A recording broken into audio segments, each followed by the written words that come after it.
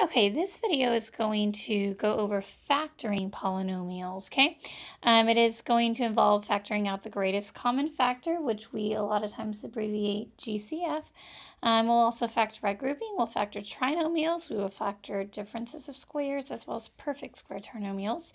And last but not least, we'll also factor a sum and a difference of two cubes, okay? So up first, most important of all is learning to factor out what we call the greatest common factor, okay?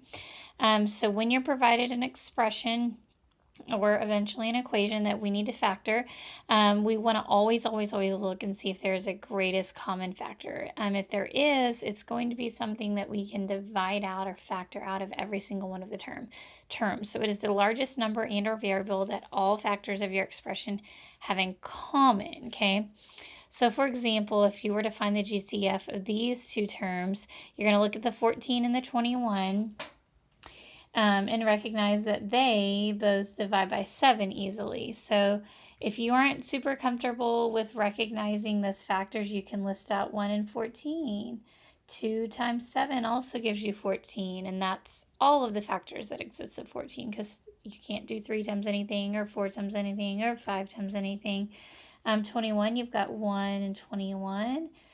Can't do 2 times anything. That's an odd number. Then you've got 3 times 7. So that's also an exhaustive list of the factors of 21. So you would pull out your 7 because that is the largest number that they all have in common.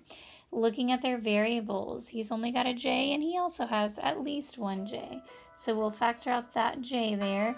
Leave behind 2 because 14 divided by 2 is 7.